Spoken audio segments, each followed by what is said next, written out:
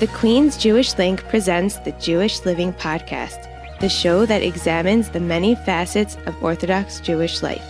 Here's your host, Izzo Zwirin. A few weeks ago, we had the privilege to speak with Rabbi Shlomo Katz, who mentioned that unlike Israeli shuls, American shuls tend to be the heart of a Jewish community. They are not only there to be a place for tefillah and Talmud Torah, but a plethora of other programming as well. And if you have ever been involved in shul programming, you know the struggle. Getting volunteers, finding funding sources, putting together an event that hopefully is well received. And the only things you get is a list of new projects to get started on. Whether it's youth programming, adult programming, scholars and residents, shuls have a ton of work to get done. And we thought it would be a great idea to get some perspective on that from this week's guest. Hi, I'm Avi Frier, and I am the new National Program Director for National Council of Young Israel. Avi will be sharing information with us on how shuls can better fund programming, enhance already popular events, and a whole lot more. All right, Avi, thank you so much for joining me this week. I want to get just a little bit about your background. We're going to get a lot more into your background a little later, but let's talk about specifically how you got into this position as the National Program Director of the National Council of Young Israel. I started off doing youth work in 1989. I was the assistant youth director at Lower Merion Synagogue, which basically meant that I was the NCYI chapter advisor. And then there was a youth director there who did everything else. And for the New Yorkers out there that are listening, Lower Merion is? In Philadelphia. It's a suburb of Philadelphia. More famous for Kobe Bryant than anything else. No, when I was there, what's his name lived there in the neighborhood? Charles Barkley. Oh, okay. Charles Barkley and Kobe Bryant. Oh, that's a pretty That's a pretty good pedigree. Yeah, right. In fact, there was somebody I would go to for meals on Shabbos occasionally. We would walk past Charles Barkley's house, and every once in a while, like he'd be out washing his car or something like that, and we'd say hi. He washed his own car. Yes. Charles Barkley washed his own car. Amazing. And that was the beginning of what has become an exceedingly long career of working as youth director for various shuls. And when I say exceedingly long, it's because most people that I know of who have been in the position of a youth director of a shul, it was a stepping stone. It wasn't a career. It was something they did while they were finishing smicha or a master's or while they were waiting for their big job to come. And then they would move on. And I never knew anybody who did it for more than 3 or 4 years, except for a select number of people I know. Shalom Jensen, who just left Great Neck. Where was he? Great Neck Synagogue. There was Sammy Hershkowitz, did it for a long time, and now he's the president of Young Israel Jamaica Estates. His son actually took over the job at one point, and he's not doing it anymore either. But there are very few people that have done this for a really long time.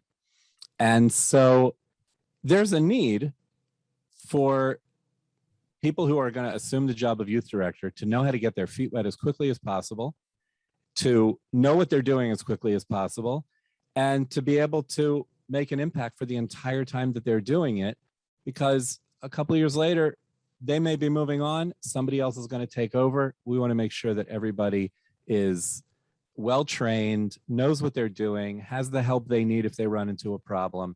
And that's why National Council of Young Israel created this position. Why do you think that not many people stay in the position for more than a few years?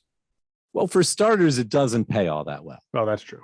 So unless you're doing something else, and I know plenty of people who have been a teacher in the local Jewish day school, and then they were also the youth director at the shul, and they did both of those, and that you can last pretty long doing that. I know others, in fact, we've had others working for us in our current shul where we are, who went on to become the assistant principal or the principal or the director of something within their school, and then they didn't have time to be youth director anymore or whatever job within the youth department that they had. But it's more of a stepping stone kind of job. There are plenty who are youth director while they're finishing smicha, and they want to go on to be the rabbi of a shul. They don't want to be running kids groups forever. Right. I think it's important to mention that my job currently, both at my shul where I am, Young Israel of Hollywood, Fort Lauderdale, and with National Council of Young Israel, is not strictly focused on youth. It includes adult programming. So in my own shul, I run programs for adults almost as frequently as I run programs for the youth. And I'll be helping, in my role at National Council of Young Israel, I'll be helping people who run adult programs as well as those who run youth programs. All right, well, let's get right into that. I just want to get a general sense of the programming that you're going to be helping out to run. Now, you just mentioned children and adult, fine, but what does that really entail? What does what really entail? Like what areas? So I could say, all right, I'm going to help you out with your adult programming, and I'm going to help you out with your youth You programming. mean what I'm going to be doing? Yeah. So what are you going to be doing? Yeah. Okay. So several things that I'll be doing. One, I hate to tell you, I'm going to be your new big competition. Really not. I'm working on a podcast, but the podcast will be very niche. It'll be specifically for people who run programs in shuls, and where in this podcast, I would be interviewing somebody who's done a successful youth program or adult program, either something ongoing or something they've done on an annual basis, where they're willing to share a step-by-step of how they do it. And then that would be something that somebody who's the program director at another shul, or the youth director at another shul, would be able to listen to and learn how to do it themselves. So that's one aspect of the support. We have WhatsApp groups that allow youth directors of shuls to network with each other. I already had a WhatsApp group that I started building and created an organization around it called the Alliance of Jewish Youth Professionals, AJYP. It has 200 youth directors currently in it that are youth directors at various shuls, not only Young Israel shuls. And now in my role at Young Israel, I'm going to be bringing Young Israel youth directors into that group. So they'll be benefiting from networking with not just other Young Israel shuls, but with other Orthodox shuls all over the place. And so that networking has been very valuable, because somebody's looking to run a program they've never run before. They post a question about it. Suddenly other youth directors who have run it are posting flyers that they use to promote the program, ideas that they had. Somebody says, oh, we're going to be implementing prizes in our Shabbat morning groups. What do you guys do? And I'll share, and I'm always proud to share this, especially because this is one of those ideas most people can't copy. In our program, because I run all the youth programs at Young Israel of Hollywood, and my name is Avi Frier, we give out frequent Frier miles for the kids who come to groups. And then at the end of a certain amount of time, they can cash those in for prizes. So I would share, at least, if not the name of it, how the system works, right? So that they would be able to take that, copy that, use it in their shul. It doesn't hurt me, it's great for more people to be doing it. It helps them. That's the type of networking that we have going on in the WhatsApp groups. Added a WhatsApp group for youth lay leaders, people who are either a youth chair or a youth committee member, because they have things they want to talk about that they don't necessarily want to talk about in front of the youth directors. Like, how do you handle the situation when your youth director is doing X, but you want them to do Y? And then there's another group that I didn't create, but it was actually inspired by the youth directors group, which is an adult programming directors group. The group was created by Ruthie Brafman-Schulman, who is a Rebbitzin in one of the shuls that we've had an opportunity to network with. And when I found out that I was going to be getting this job, I reached out to her and said, would you be interested in making me an admin in the group? And we'll invite all of our Young Israel adult program directors. So she invited me to be an admin in the group. And now we're going to expand the networking that adult program directors are doing. So that's another opportunity. Now, all of these groups, before I started to cut you off, but all of these groups and the podcast, these aren't just for, you mentioned that some of these aren't for just Young Israel, but all of these things that you mentioned can be used for all types of shuls. It's not just the Young Israel specific, correct? Absolutely. Anybody who has the opportunity to hear the podcast, to see what we're doing, is going to benefit from it. There are some specific things that I'll be doing strictly for young Israel shuls that Which we're definitely going to get into. Yes. Yeah, I can get into those as well. But I believe that when you're putting together a collaborative effort, the more people who can be involved, the better it is for everyone involved. And so whether you're a young Israel shul or a non-young Israel shul, everybody's going to benefit. Young Israel shuls and non-young Israel shuls alike are going to benefit from being in the group. If the group was only limited to young Israel shuls, it wouldn't be as beneficial to the young Israel shuls as it would be if it was open to every Orthodox shul in the world. Right. And so really everybody benefits. So on that note, are you dealing with other major organizations that have this type of reach, let's say the OU or the Aguda, that might have like a large number of these shuls that might benefit from some of the stuff that you're doing? No, because right now my focus is primarily on young Israels. Okay. I'm just one guy. So young Israel approached me. I thought it was an amazing opportunity for everyone, and I jumped at it. And you're still going to be the youth director at Young Israel Hollywood. Yeah, youth program. The yes. full name is Director of Youth, Adult, and Family Programming, and I just call it Program Director. Program for Director. Short. Yeah. Yeah. Makes sense.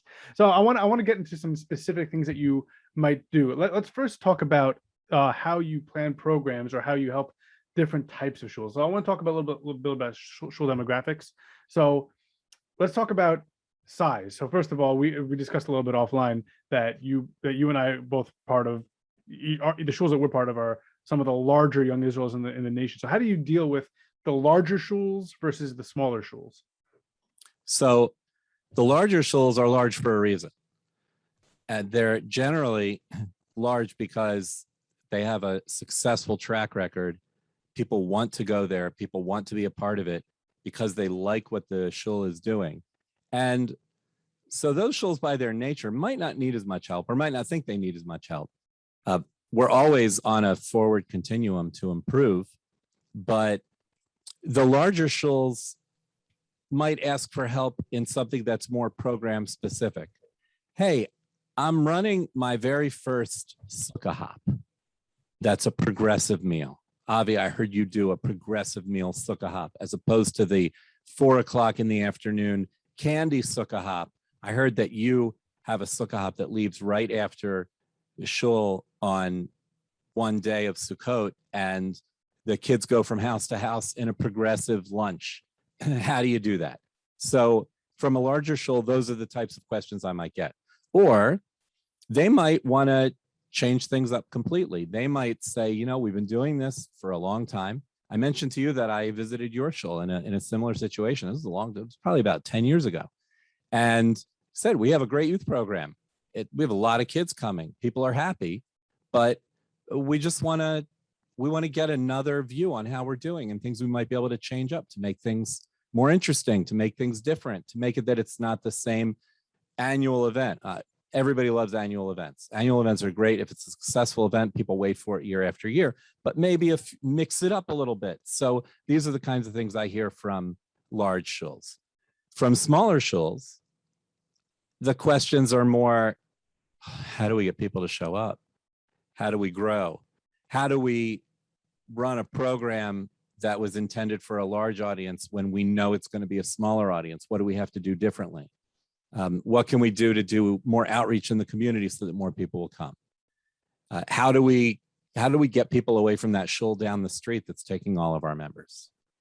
How do we work with the shul down the street so that we'll be sharing members as opposed to taking each other's members? Those types of questions. And we just lost our youth director. What do we do to hire a new one? What do we do when he gets there or she gets there to make sure that the learning curve will be as short as possible so that they can get right into it? All sorts of growing questions from smaller. And medium is everything in between. It's a combination. All right. I want to go on to a different, and you led me right into that. What about younger shuls, like with a population of more youthful members versus older shuls? Obviously, the older shuls are probably going to have a smaller youth department. You're probably going to focus on adult education. Right. But maybe sometimes they want to maybe attract the younger crowd. So the older shuls that want to attract the younger crowd, it's kind of hard to do that without starting with a base to build around. Because you want to attract the younger crowd, you have to take care of their children. You have to take care of the types of activities that the adults will want to do. And to attract the children, there have to be other children there. It has to be no second grader is going to walk into a room full of kindergartners and say, okay, I'll be the first second grader and I'll get this thing going. You don't have a lot of second grader pioneers out there who are willing to explore that frontier. So it's kind of hard. It has that kind of thing has to be built up slowly. I might suggest to, in a situation like that, to run some community events, free, open to the public. Come, bring your kids. We'll have a petting zoo and bounce houses and pony rides, something along those lines. I'm not saying that pony rides are the be all end all, but they are fun. So on the other side, when you have a youth department, let's say a youth department, did you say before, like a youth department's going strong, but now you want to start expanding? So I was saying that the issues that younger membership shuls might experience versus the issues that older ones. So older membership, if they want to maybe try to not stay so old, they might do those things that you mentioned. But youthful membership, younger shuls, newer shuls, they might have different issues. They might have, first of all, fiscal issues. If they're younger, they're probably not making as much income as the older population. So they might have those issues. They might have building issues. They might have all of these things that might not fall under your purview fiscally, but what could they do to maybe attract the older crowd? Well, I don't hear about a lot of shuls having difficulty that say our membership is way too young. We need to attract an older crowd.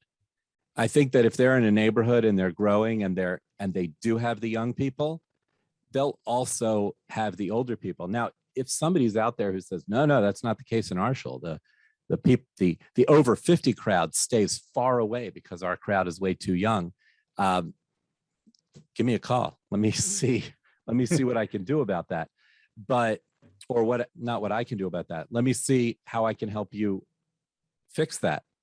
But I can answer even though fiscal, you said, is not in my area, I can answer the fiscal question for the young shul, for the youth director who says, I've got a lot of kids and there's not enough money in the shul for me to have the budget I need to provide what I really want to provide to get them to want to come to groups every week. Like I mentioned prizes earlier. Kids want prizes.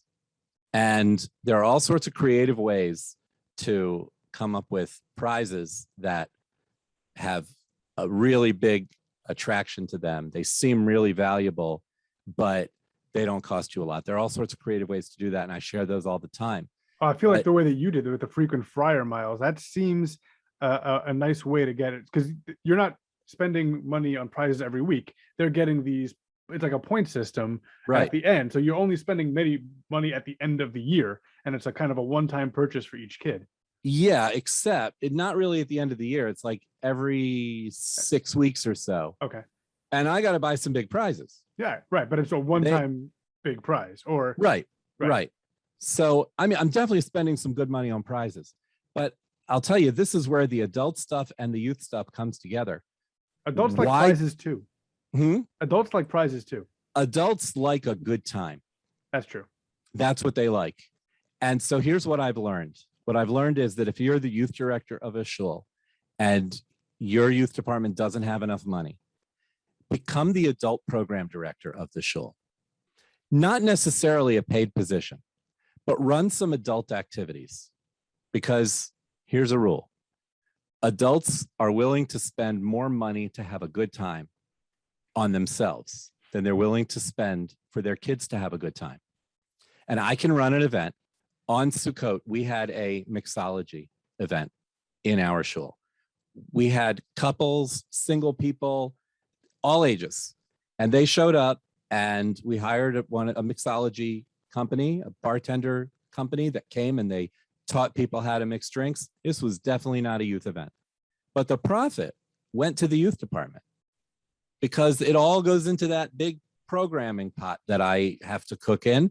And my adult events turn a profit, and we spend it on the kids. So if you have it, this is killing every bird with one stone. You have a youth department that needs money. You have adults that you want to engage.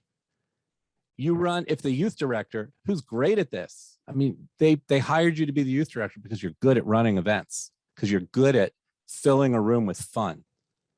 If you're not good at filling the room with fun, hopefully you have somebody on your staff who is. And you could do the same thing for adults and charge more and make a profit and put that money in your youth department. Everybody's happy. The adults get a program. They have a great time. They want to come back year after year to that annual program. And you're making money for the youth department. That's phenomenal. I want to go into some of the specific areas, some of which you've mentioned already. But I have like a whole list of things that so I'll be honest with you. I talked to my youth department before starting this discussion. And I asked them, hey, what should we talk about? So I have a list of things that my youth department came up with that maybe some sort of a national advisor, which is basically what you're going to be doing, might be able to help people out with. So I'm going to start with the most serious of the items, is that training for youth leaders. So the question is, like, all right, I'm part of a big shul. We have our training for youth leaders, and because of, Hilchos Shabbos, that's kind of what they get paid for. They get paid to do these youth trainings. But for a shul that might not have the resources or the curriculum necessary for training their youth, the Shabbos leaders, what can you do to help them learn those things? Well, to start with, I really would want to see where the areas are that they need help with. Usually, it depends on who's running groups. In my case, I don't run groups hands-on on a week-to-week basis. We have a local teacher from the elementary school in the neighborhood, from Browser Maimonides Academy, Mora Karen. She's awesome. She runs our Shabbat groups. She's good at telling the group leaders, okay, this is where I need you to be. This is what I need you to be doing, and building a structured program that the kids are going to enjoy. If I sat down with a youth department and found that the person who's running groups is a parent who knows what's fun but doesn't necessarily know how to structure a program, then we'll help them develop something that will structure a program. There are plenty of leadership materials out there, including stuff that National Council of Young Israel has been putting out for years before I came along. They have a program called Parsha Nation. I should now say we have a program called Parsha Nation. Goes out to Young Israel shuls and to non-Young Israel shuls on a weekly basis. And it's incredible, amazing Parsha materials that we're in the process of making even more incredible and even more amazing. But each one, every single week, starts with a page that gives a breakdown of a sample program, literally minute by minute. And any group leader who has never done this before, if there isn't a structured program already, can look at this piece of paper and say, hey, I can do this. For these 5 minutes, I'm going to do a little game where they say their names. I could do that. And then we're going to davening. They'll just do what they do. They'll sing what they sing in school. And then somebody needs to tell them, yeah, but in school, they don't learn the davening for Shabbat. So you're going to help them with that a little bit. So I give them a guide that has, for the Sidurim that they use in their individual rooms, what they're going to say on each page.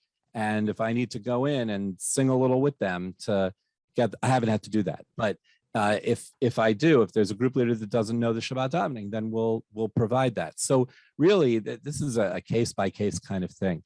Everybody has something. Right. Very few people have nothing going on. And so if there are holes in the training, there's usually a very specific area. And I'll go out on a limb and air some dirty laundry. Right now, in fact, 20 minutes from now, I have a meeting scheduled with my group leaders because I had a parent who came and said, I saw X, Y, and Z going on in groups and I wasn't happy about it. And usually I don't listen to one parent. I have a rule I learned a long time ago from Rabbi Pinchas Hecht. If you're listening, hi, Rabbi Hecht. He is the head of school right now in Los Angeles, and previously was at Hillel Community Day School at Sheikh Hillel in North Miami Beach. I worked for him there, and he taught me the rule of six. The rule of six is you hear a complaint from somebody in the community, great. You don't really have to do anything about it till you hear it from 6 different people. Because when somebody says, everybody is saying that X, Y, and Z is a problem, what they're really telling you is that at Shabbos lunch yesterday, I was complaining about X, Y, and Z, and the 2 guests that were at my table did not disagree with me. So you can never give credence, not that anybody's lying, you just can never give credence to somebody when they say, I'm speaking on behalf of other people. You wait till you hear it 6 times. But if it's something that is of concern that you want to look into right away before you hear it from 6, or something that maybe I've witnessed myself but didn't realize it was an ongoing problem, well, this parent shared with me something that I had witnessed myself but didn't realize it was an ongoing problem. And we had a meeting last night with the group leaders, and the ones that couldn't make it, we're going to do it again tonight and correct it. So there are case-by-case trainings needed where there's just a hole that needs to be filled, and we can help them do that. I'm going to ask you a couple of other areas that came up. First of all, is there any talk about doing some sort of national parent-child learning initiative? Like, all the young Israels can do this during their, like, have some sort of maybe a Kahoot game that the National Council puts out that, hey, everybody uses this one thing every week, or everybody uses this one sheet that we work off. And the shuls don't have to use it, but any shul that signs up, if you guys are struggling to get things to do, here's something to do every week. There hasn't been talk specifically of a national parent-child learning initiative, but throughout my talk with National Council of Young Israel, while we were talking about what my job would consist of, one of the things we did talk about a lot is collaborative national programs. You know, in order to have a national program, you need to have a national interest. So I haven't heard from a lot of shuls that they're interested in a national parent-child learning program. If you are, Avi Frier at youngisrael.org, and we can put it together. There is definitely a tremendous value in numbers. I think if there's one thing, and there's more than one, but if there's one thing that I want to talk about right now that we learned from COVID, it's that you could do a lot over Zoom. Case in point, the conversation we're having right now. Mm-hmm. And there are so many ways to collaborate, even though people are sick to death of Zoom meetings. I'm not talking about having Zoom meetings, but there are so many ways to collaborate. Here's a great one. A few weeks ago, it was on Sukkot, on Chol HaMoed. Sunday, there was a football game. Miami Dolphins versus Las Vegas Raiders. And we decided at Young Israel of Hollywood, we're going to have a Sukkah tailgate party. So the game wasn't local. It wasn't in Miami. So we put a big screen TV in the sukkah and cooked up a nice barbecue. You dropped down the tailgate of the sukkah. And we dropped down the tailgate of the sukkah and we had a great time. But while this was being planned, we were like, hey, wait a minute. There's an Orthodox shul in Las Vegas. There's a Young Israel Aish of Las Vegas. Let's have 2 screens. Let's have a big screen watching the game and a little screen with a Zoom hookup to the people in Las Vegas that are watching the game in their sukkah at the same time. And we reached out to them and they were into it. They did it at somebody's house. It was a home game for them, so maybe the big football fans were at the game, but still they had a little crowd in somebody's house. And so we took watching a football game together to the next level because through Zoom, we were able to make it a little friendly rivalry. Yeah, the Dolphins lost, but it was in overtime and they covered the spread. So whatever, everybody went home happy. And so there are all sorts of opportunities for national cooperation, and we're ready to provide that. Phenomenal. And I was going to ask you, my last point was going to be on online events. Thinking maybe not only during the age of COVID, but once COVID's over, there could be some sort of programming that can be done online. You did answer that with that one particular idea. Are there other areas where you think there could be either youth or adult programming that could be done online even after COVID?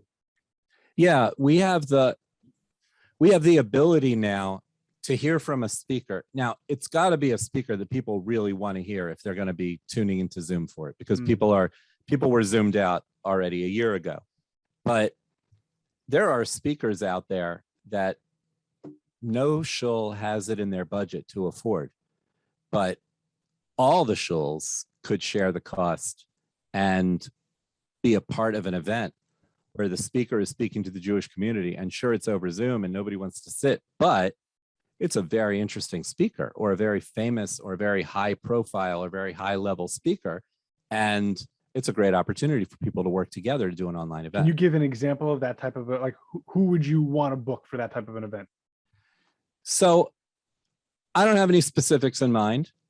I had a conversation with my friend Harold Katz in Baltimore, who has connections with all of the big athletes. And he was Tamir Goodman's coach. And ever since then, he's had major connections with all the big athletes. He could easily get someone. I'll tell you a different angle on this that we did do. We had a cooperative event right in the midst of COVID, when nobody was doing live events and it was all on Zoom. And no shul youth department could afford Saul Blinkoff. Saul Blinkoff, who is, for those who don't know, an Orthodox Disney animator, lives in LA, works for Disney, and has an amazing talk about how he found Judaism and how he became frum. He was not Orthodox his whole life, and also does a great, really fun session where everybody walks in with a piece of paper, blank sheet of paper, and a pencil, and they walk out having drawn a perfect Mickey Mouse, just like the Disney animators draw on a daily basis. And most shul youth departments can't afford to have a Saul Blinkoff program, but we put together 10 shuls, shared the cost, and Saul Blinkoff did this amazing program, and there were hundreds of kids on there, and they had an amazing time. My kids included. Actually, only one of them, because the other one was 3. So okay, but, well, that was a program that I had a hand in putting together phenomenal. just from that WhatsApp group. You just said, hey, who wants to? Here's what the cost is going to be. Who wants to share it? And everyone was like, yeah, me. And sure enough, we had a program. That's phenomenal. Yeah, I was wondering who put that together. I just found out that our shul did it. I did not know that it was a big national thing. Or you are welcome. Thank you. I want to get a couple of other things going. General advice for youth departments or adult programming. Just if there's anything that you've noticed over the course of your years doing this, that you think that maybe a bunch of shuls might benefit from knowing this particular piece of advice, what would that be? I want to say that I can give you my top 3 pieces of advice, but right now I've only thought of 2 of them, but I'm sure that by the time I'm done, I'll think of the third. I think the number 1 is pay attention to what other shuls have done successfully and unsuccessfully. When you have the opportunity to join one of these WhatsApp networking groups, jump in with both feet, post your questions, ask, because people will be happy to share. People will be happy to say, yeah, we tried it, it didn't work, and here's why. And or yeah, we did it, we love it, we do it every year, we can't get enough of it.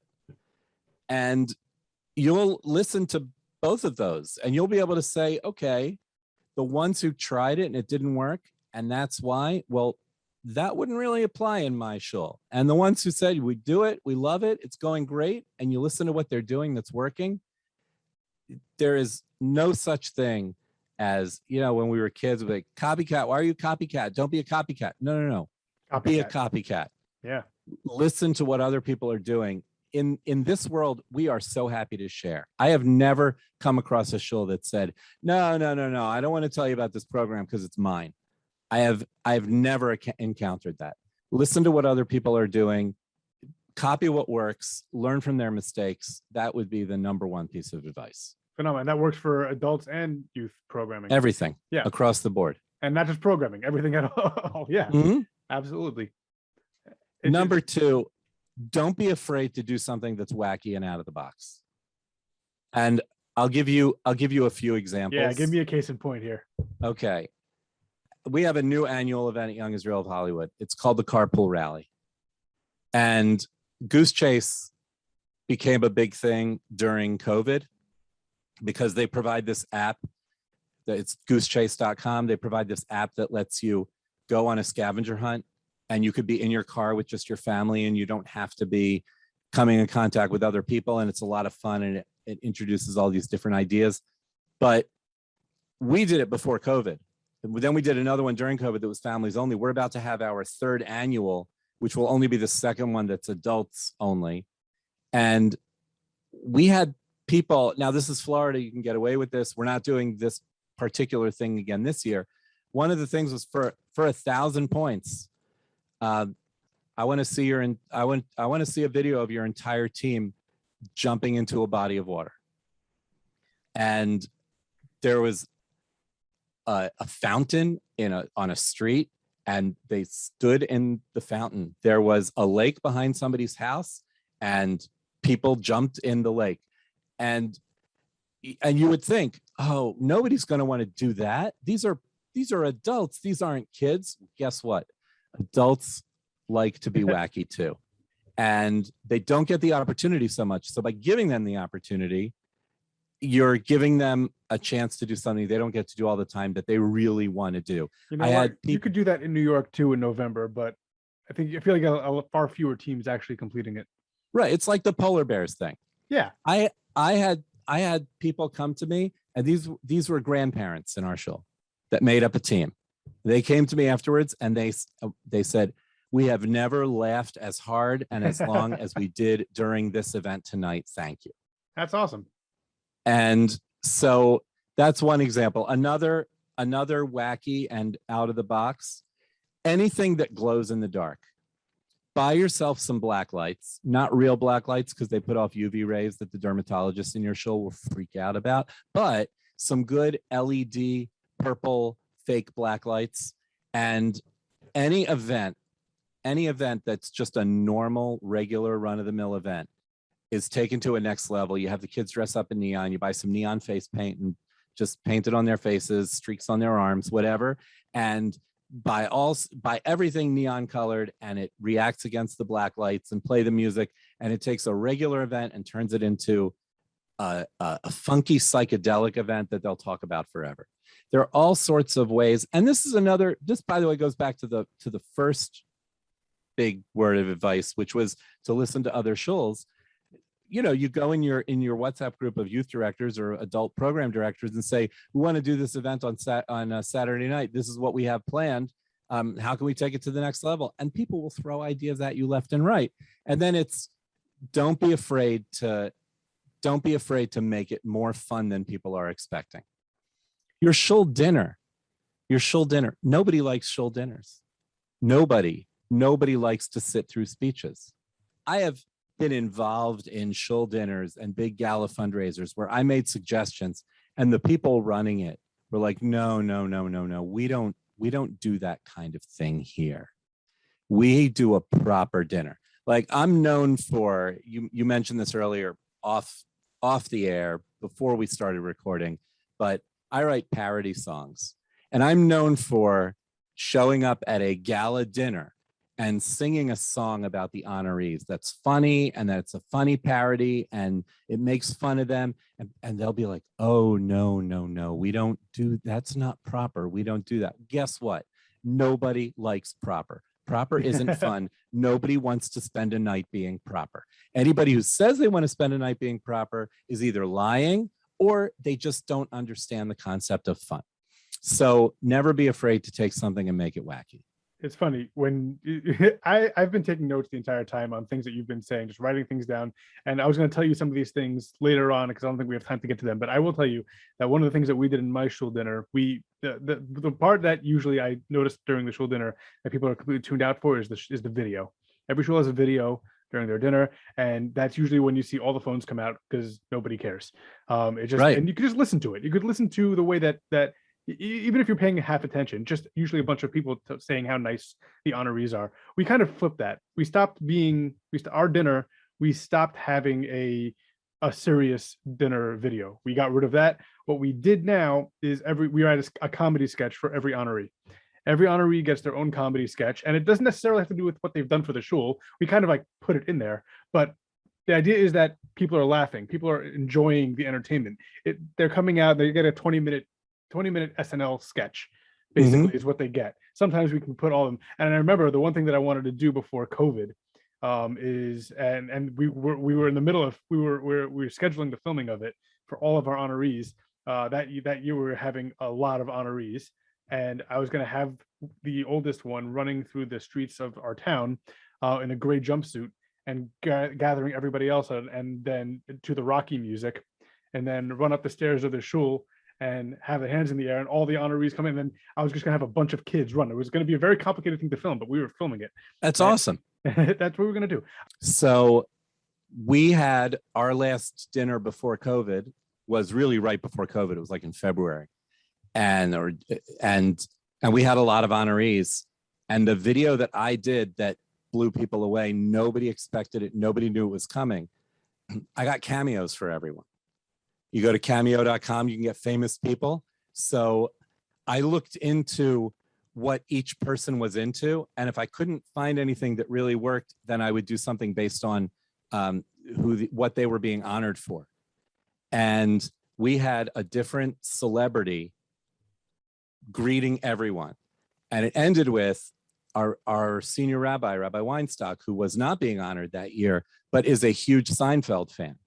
And knowing that the video was going to go straight from the end of the video into dinner, we had the soup Nazi from Seinfeld come on.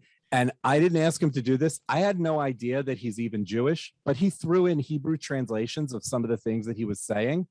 And I also deliberately made sure that there would be no soup on the menu so that he could point to the camera and say, Rabbi Weinstock, no soup for you, and you, and you, and you, and you. And it went from there straight into dinner. Bon appetit, he wished everybody. And that was how it ended. But those are super valuable, super surprising, a great way to take something that's very run of the mill and make it a little bit wacky and surprise everyone. So you gave us two big tips. Do you have another one that you want to leave us with? Yeah, this one's a little bit personal. Personal. We talked about hiring a little bit. We've talked about helping people find somebody to fill a position. And I'll tell you what happens in every job I've ever left. I always get replaced with someone who is really, really organized and not necessarily a fun person, not necessarily a creative person. I am one of the most disorganized people you will ever meet.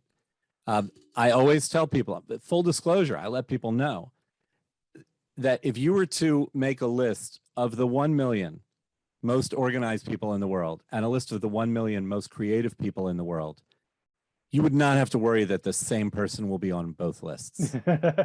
And I don't know whether I make the top million as far as creativity goes, but I'm up there.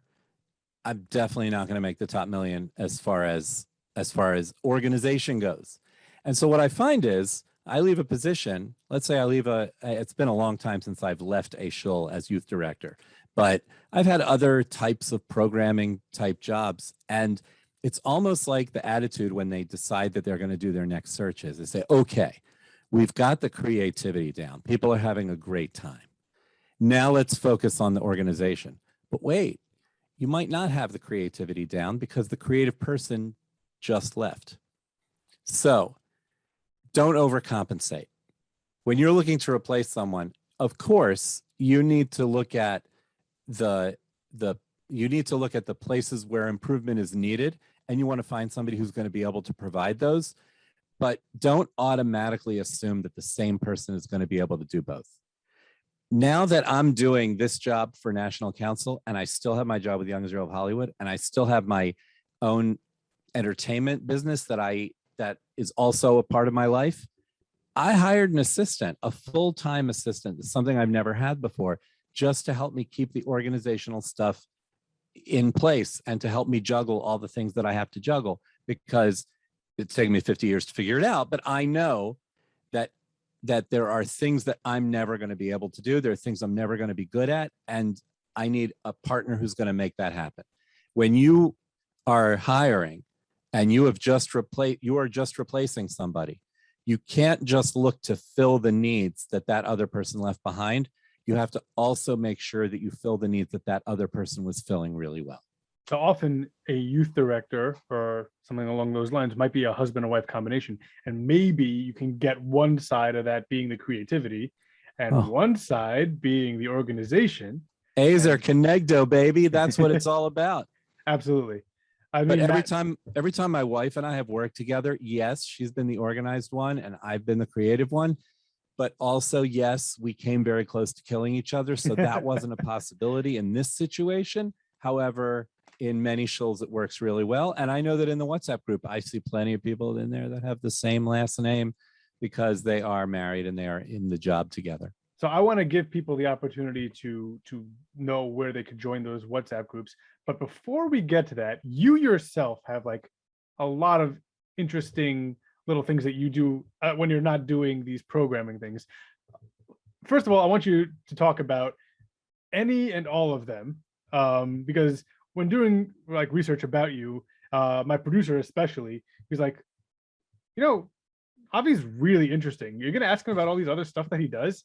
And I'm like, I guess I am now. So if you could tell people about your music, about your magic, your DJ, all this other stuff that you do, because why not? I'll let you plug your stuff also. Oh, I love to plug. So when I was 16 years old, I started getting into magic. And it became a side business as a necessity because I spent all the money I earned one summer on magic tricks and I didn't have any money. So I became a magician and I started doing gigs. And that's just something that's always been a part of me for all these years since I was 16. And that led to when I was in college, spending some time on stage in comedy clubs, started off doing comedy magic and then went out on that, walked the plank and actually got up and did stand up without any magic involved. And over the years, I've added things to my repertoire. And the way you phrased the question, I mean, it's almost a little bit off. You said the things that I'm doing when I'm not doing my regular jobs. These are the things I'm doing while I'm doing my regular jobs, because when I can walk into my shul and we have an hour to fill. Great example. We do a winter camp during winter break. You guys come to Florida for winter break in January. Where do Floridians go? They go to Avi's winter camp at Young Israel of Hollywood. They know if people are not going away and their kids are off school, they need something to do. So I got to fill a whole day. So you better believe 1 hour of that day is going to, or 45 minutes of that day is going to be a magic class where I get the supplies and the kids learn a magic trick and they learn how to put it together and they learn how to practice it and perform it for somebody and they make it their own and they take it home and they do it for their family. So I'm able to take whatever I've been doing all these years and bring it in. You also better believe that there's going to be at least 1 hour of the week that's going to be a huge game show, because that's another thing I do. I do game shows. And some people who are listening may have children that go to various sleepaway camps, and I spend the summer on the road going from camp to camp. Doing the most popular thing we do is not even a show that I put on. It's not entertainment. It's another one of my loves that I don't know if your producer dug up, but it's escape rooms. And what we do is it's called Escape the Bunk, where we go in to the camp and we have them keep the kids out of the bunks for a certain amount of time, and we take every bunk in camp and make it into an escape room. And then I get up and I explain the rules and I do a little lateral thinking game with them and then send all the kids back to their bunks, and it's bunk versus bunk versus bunk to see who can finish first. Wow, that's amazing. And done it at a lot of camps all over the Northeast, not just Jewish camps, but even secular camps where it's something that they love. I've gone in and done the game shows. I mentioned the glow in the dark stuff, a way to make something wacky. Where did that come from? Because I have a glow in the dark mini golf course that we would bring to camps and set up and do there. So of course I've done that in my shul. And so these are all these are all things that that have been a part of my business as an entertainer over the years, but I also carry them into my professional life as a program director. Wow. So let's do it this way. How can people find out about those other things that you do, firstly? Okay. So this is super easy. I have a website that just is an index to all of these different things I do. And it probably needs to be updated, and I'll try to update it by the time you get this podcast out and finished with production and out there. But it's my name, avi.is, as in is. Avi is. What is Avi? Avi is a youth director. Avi is a magician. Avi is a game show host. So it's avi.is. And that's an index to everything. It's all there. Phenomenal. I have to add national council so that it'll be there too. Now let's talk about these other things that you spoke about earlier on. Firstly, the WhatsApp groups. How can people who want to be a part of these WhatsApp groups get involved, get in on that? So all they need to do is send an email. Send it to A Frier, that's AFRIER, at youngisrael.org. Okay. If you're a Young Israel shul, you're going to get an invite. But if you're not, we'd love to have you anyway. So send over an email and tell us what you do. Tell me your name, what shul you're with, what your title is, so that I know which groups or group that I'm sending over to you. And I'll reply with a link, and you can click on the link and it'll put you in the WhatsApp group. Okay. And the podcast that you mentioned, when will that be out, and where can people hear it? Good question. It'll be, when it's out, it'll be announced on the National Council of Young Israel website, youngisrael.org. And we need a little time to get that going. All right. I need to find some guests. But for our listeners out there, as soon as we get the email, because I get those emails that Young Israel puts out, that's actually how I found out about Avi. We'll put that on our social medias as well when that podcast is out. Not that you should stop listening to this podcast, but you should just pick up another one in case you have any more space in your roster there. Right. And like I said, this is super niche. You got to really be working in a shul environment, in a programming environment, in order to even want to listen to what we're going to be talking about. All right. You mentioned music. Oh, we didn't talk about the music. I am a country music fan. Now, it's a tiny little demographic, Jews who like country music. There's a few of us. Way bigger than you think. I know, it's growing because you're talking to one and I'm married to one also. I started my own label, Yidneck Records, yidneck.org. I record. It's basically the schlock rock of country music. So isn't that Country Yossi? You know what? I'm a big fan of Country Yossi. I love Country Yossi. I reached out to Country Yossi to do a song with me, and he told me he's not recording anymore. However, Lenny Solomon did a song with me that's on the website. It's also on YouTube. I was listening to it today. You could, if you search my name on Spotify, Apple Music, wherever you stream music, Avi Frier, you will find this stuff. There's a song. It's called "I Made It Out of Clay." It's to the tune of "As She's Walking Away" by Zach Brown Band with Alan Jackson. And Alan Jackson in that song plays like the older, wiser voice. And so, of course, who am I going to have but my friend Lenny Solomon, who is older and wiser, and I've known him for a very long time. And I had him do that song with me, and it was a lot of fun. And it was a lot of fun. We had a great time with it. And of course, all of these are going to be, we're going to link to as much stuff as we can on our social medias. We'll link to the website. We'll link to, of course, the National Council of Young Israel's website, and we'll link to a few of the songs that Avi put out. Before I let you go, Avi, is there anything else you want to leave us with?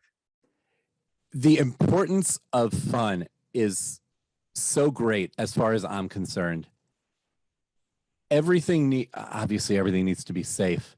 Obviously everything needs to be halachically proper. Everything needs to be done the right way. It needs to be done on the up and up. You need to make sure your I's are dotted and your T's are crossed, and your J's have to be dotted too. But if it isn't fun, it isn't happening. That's not just kids events, it's adults events too. If you're on the adult education committee of your shul, Of course, your focus is going to be looking for scholars in residence who are deep and amazing and wonderful. But you can make that fun too. And there is something to be said for having a scholar in residence over the course of a Shabbat. Let's say you have somebody who's going to talk about the Jews of Italy in the Middle Ages. And that's their specialty. And it's really interesting for some people. And other people just want to expand their horizons, or they heard that this person is a great speaker and they come. So you know what? Saturday night, have them speak one last time, but serve some Italian food and have an Italian wine tasting and teach a few words in Italian.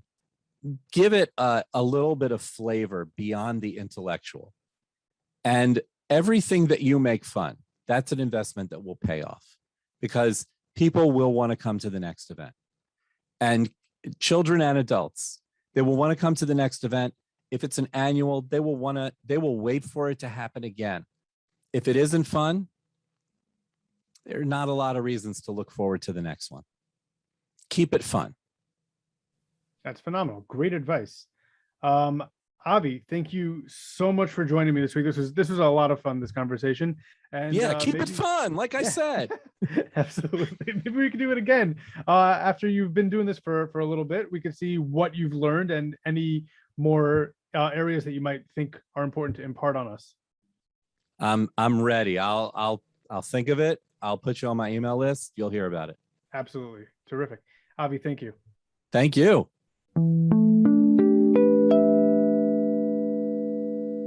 My thanks to Avi Frier for joining me this week. My question for you listeners this week is, what programs has your shul held that you think would be easily adapted by other shuls? We'll be discussing that on social media this week. If you're interested in hearing another discussion from the NCYI administration, you can check out episode 52, the NCYI, A Community of Communities, with President Rabbi David Warshaw. Until next time, Kol Tov. The Jewish Living Podcast is produced by Sreli Picus. Our theme song is The Band by A.B. Rottenberg. Follow us on Facebook at The Jewish Living Podcast and on Twitter and Instagram at Jewish_living. You can also email the show at jewishlivingpodcast@gmail.com. The Jewish Living Podcast is recorded in conjunction with the Queens Jewish Link.